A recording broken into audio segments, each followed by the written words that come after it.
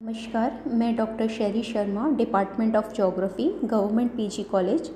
हमने जो इससे पहले का टॉपिक पढ़ा था वो रिसोर्स ज्योग्राफी की डेफिनेशन और उसकी जो मीनिंग था उसके बारे में हमने चर्चा की थी। अब ये जो संसाधन भूगोल या जिसको हम रिसोर्स ज्योग्राफी के नाम से जानते हैं, ये कैसे वर्तमान में आया या वर्तमान में इसका कैसे रूप बना और पिछले समय में जब इसकी शुरुआत हुई थी कहाँ से हुई थी, इसका मतलब हम इसके विकास की प्रक्रिया के बारे में भी समझना बहुत ज़रूरी है। तो आज का जो हमारा टॉपिक रहेगा वो रहेगा संसाधन भूगोल का स्वरूप एवं क्रमिक विकास, या साधारण शब्द में अगर आप इसको बोलना चाहें तो संसाधन भूगोल की विकास के बारे में हम आज चर्चा करेंगे। सबसे पहले अगर भूगोल के विकास की बात करें तो वास्तविकता में तो ये 17वीं शताब्दी का जो उत्तरार्ध था वहाँ तक शुरू हो गया था, लेकिन जो वास्तविक रूप में धीरे धीरे स्पष्टीकरण होना शुरू हो गया था वो हुआ था 19वीं शताब्दी के उत्तरार्ध में। जिन बच्चों को उत्तरार्ध और पूर्वार्ध नहीं पता है उसके लिए थोड़ी सी मैं आपको जानकारी दे दूँ, काफ़ी बच्चे कंफ्यूज हो रहे थे। पूर्वार्ध मतलब आपका 50 साल तक का समय, जैसे 1 से लेके 50 तक का हम कहते हैं पूर्वार्ध, और 50 के बाद 50 से लेके 100 तक की जो संख्या वाला टाइम आता है उसे हम कहते हैं उत्तरार्ध। जैसे 1950 से 1950 तक का पूर्वार्ध, 1951 से लेके 2000 तक का उत्तरार्ध। ये एक क्रम है जिसके आधार पर हम उत्तरार्ध और पूर्वार्ध की बातें करते हैं। चलिए अब हम टॉपिक पे आ जाते हैं। वास्तव में 19वीं शताब्दी के उत्तरार्ध में जब इंडस्ट्रियलाइजेशन शुरू हुआ था, औद्योगिक क्रांति आई थी यूरोप और यूएसए में, उस समय जड़ें जमाने और उसका विकास करने के लिए विश्व भर में कच्ची सामग्री रॉ मटेरियल की ज़रूरत थी। तो उस ओर जब रॉ मटेरियल आ गया तो वो क्या हो गया, हमारी आवश्यकता की पूर्ति कर रहा है। मैंने आपको मीनिंग बताया ही था, ऐसी कोई भी चीज़ जो हमारी आवश्यकता की पूर्ति करती है वो रिसोर्स में आ जाता है। तो उस समय जब उन्हें कच्चे माल की आवश्यकता हुई तो उनका भूगोलवेत्ताओं का ध्यान गया संसाधन अध्ययन की ओर। इसमें सबसे पहले जो काम किया था विश्व व्यापार भूगोल, एक बुक आई थी एंड्री की 1862 में, और उसी के बाद एक और बुक इसी में दोनों ने मिलकर लिखी थी आर्थिक भूगोल, विश्व व्यापार भूगोल एंड इकोनॉमिक ज्योग्राफी, दोनों की वो गोड्स ने लिखी थी 1882 में, 1882 में, जिसका नाम जो अगर हम दोनों को मिला के देखें तो कहीं स्पष्ट तो नहीं, लेकिन हाँ ये प्रदर्शित हो चुका था कि वो दोनों बुकों में जो विशेष रूप से ध्यान दिया गया था वो थे संसाधन। उसके बाद संयुक्त राज्य अमेरिका में संसाधन भूगोल की जो शुरुआत हुई थी वो 1864 ईस्वी में एक बुक आई थी man and nature of physical geography and modified by human action, कि मानव के द्वारा जो प्रकृति के द्वारा जो भौतिक संसाधन प्राप्त हो रहे हैं उनका जो परिवर्तन हो रहा है, उसका जो मानव है उसके ऊपर उसका क्या प्रभाव पड़ रहा है। तो उसमें संसाधन भूगोल के बारे में ही नहीं बल्कि संसाधन संरक्षण की भी बात कही गई थी, क्योंकि लोगों को जैसे ही चीज़ का उपयोग समझ में आया, अंधाधुंध उपयोग किया, अति दोहन किया, तो उसके दुष्प्रभाव भी आएंगे। जैसे आप किसी चीज़ का बहुत ज़्यादा दोहन कर लीजिए, अब आप देख लीजिए आजकल भूकंप कितने आ रहे हैं, भूस्खलन कितना हो रहा है, ये सब अति दोहनों के कारण ही है। इसके बाद आर्थिक भूगोल के अंतर्गत, क्योंकि देखिए उस समय तक रिसोर्स ज्योग्राफी अपने आप में एक अलग ब्रांच नहीं डेवलप हो पाई थी, उस समय उसको जो पढ़ा जाता था वो इकोनॉमिक के अंदर पढ़ा जाता था। एकाकी संसाधन अथवा संसाधन समूह के उपयोग कैसे करेंगे, उसकी बर्बादी कैसी हो रही है, अगर बर्बादी हो रही है तो उसको रोकने के क्या हम बेहतरी को, उसको संरक्षित करने के क्या काम कर सकते हैं, ये इकोनॉमिक ज्योग्राफी में कहीं ना कहीं ये बातें शुरू हो चुकी थी। 19वीं सदी का जो अंतिम चरण था उस समय अगर हम बात करें, विशिष्ट संसाधन के विशेषज्ञ प्रकट हो गए थे। विशेषज्ञ संसाधन कौन क्या है, कौन सा संसाधन उपयोगी है, कौन सा कम उपयोगी है, कौन सा इसके बारे में बातें का एक पूरा आप कहें मंच मिल चुका था जहां इसको स्पष्ट किया जा सकता था। 1920 के दशक में क्षेत्रीय अध्ययनों की बहुलता हुई। देखिए जब किसी क्षेत्र का हम अध्ययन करते हैं, क्षेत्र जहाँ पे भी आप रहते हैं वो एक क्षेत्र है, अब वहाँ पे आप सबसे पहले क्या देखोगे, क्लाइमेट कैसी है, स्थलाकृति कैसी है, यहाँ क्या क्या पानी है कि नहीं, क्या यहाँ पे कुछ हमें एग्रीकल्चर लैंड है कि नहीं, तो ये भी क्या है, एक रिसोर्स ही तो है। तो उस समय इन सब चीज़ों की ओर विशेष ध्यान दिया जा रहा था। तो तो उसको देखते हुए क्षेत्र विशेष के संसाधनों को आधार लेकर प्रमुख रूप से अध्ययन, भाई किसी चीज़ में मान लीजिए पेट्रोल निकल रहा है तो वहाँ की विशेषता होगी, इसको अर्निंग होगी मनी की। कहीं पे पानी है तो उनके पास, इसका मतलब एग्रीकल्चर लैंड बहुत अच्छा मिल जाएगा।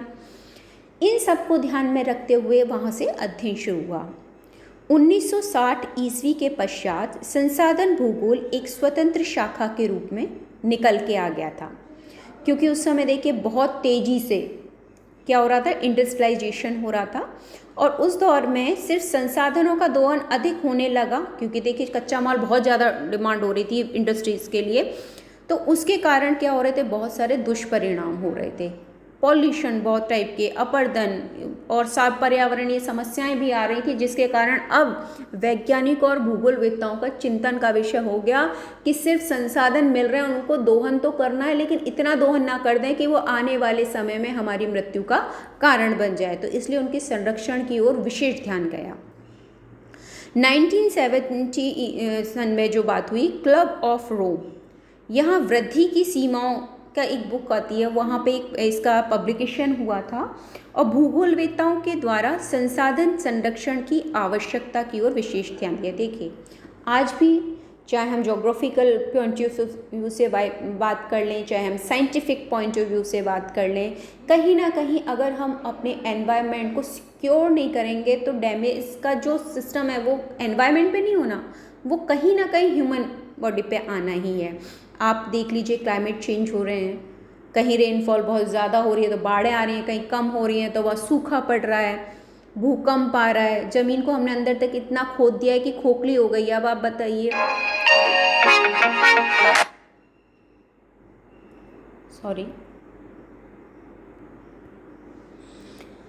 तो उस समय संसाधनों के बारे में जो चर्चा हो रही थी वो उसमें उसकी क्या क्या विकास हो जाए और संरक्षण करना क्यों ज़रूरी है, क्योंकि पॉल्यूशन की समस्या आ रही थी, एनवायरनमेंट डिग्रेडेशन हो रहा था, इस वजह से सबका ध्यान उधर आकर्षित किया गया। अगर एक सामान्य टेबल में हम अपने विकास की प्रक्रिया को समझाएं तो संसाधन भूगोल का जो विकास हुआ था वो हुआ था हमारे भौतिक भूगोल और मानव भूगोल के रूप में। उसमें 19वीं शताब्दी में, मैंने आपको इसीलिए पहले इसके बारे में बता दिया था कि कैसे क्या क्या हुआ, 19वीं शताब्दी में इसमें विशेषीकरण प्रारंभ हुआ, जो कि आर्थिक भूगोल और वाणिज्य भूगोल के रूप में हुआ था, और इसका जो विकास हुआ था वो एक तरीके जर्मनी में विकास की प्रक्रिया एक अच्छी तरीके से या स्पष्ट रूप से हमें दिखाई दी। इन्हीं दोनों में से एक जो, क्योंकि कच्चा माल जैसे ही उपयोग होने लगा, जब औद्योगिक क्रांति हुई, तो उस कारण से संसाधन भूगोल हमें एक स्वतंत्र शाखा के रूप में मिला, और उसको स्पष्ट रूप से दर्शाने का काम करने वाले थे 1953 में जिम्बरमैन महोदय। इनकी एक बुक आई थी, विश्व में संसाधन एवं उद्योग, मतलब अलग से ऐसा नहीं दिया था कि सिर्फ संसाधन, उनको इंडस्ट्री से रिलेटेड करके बताया गया था। इसका कारण मैं आपको बता चुकी हूँ, क्योंकि द्वितीय विश्व युद्ध के समय का अगर काल की बात करें तो उस समय औद्योगिकरण हो रहा था, और उस समय ही कच्चे माल की आवश्यकता बहुत ज़्यादा महसूस हो रही थी और प्रोडक्शन हो रहा था, तो इसी वजह से इस ओर सबका ध्यान गया। इस बुक में 3 चीज़ों पर विशेष ध्यान दिया गया था। एक तो क्षेत्रीय विभिन्नताओं का मूल्यांकन करके संसाधन में कि क्षेत्रीय विभिन्नताएं क्या हैं, हो सकता है कहीं संसाधन बहुत ज़्यादा हो, कहीं कोई हो सकता है कहीं कोई संसाधन ना मिलता हो, ये भी डिपेंड करता है। दूसरी चीज़, उस संसाधन की उपयोगिता क्या है। मान लीजिए अगर हम कच्चे माल के रूप में उसे डायरेक्ट यूज़ कर रहे हैं तो उसकी कीमत क्या होगी, या हम उसको टेक्नोलॉजी यूज़ करके उसके रूप को परिवर्तन करके क्या हम उसकी कीमतें बढ़ा देते हैं, या मानवीय आवश्यकता के लिए लंबे समय तक उसको प्रिजर्व किया जा सकता है। इन सब चीज़ों का भी यहाँ अध्ययन किए जाने लगा। संसाधन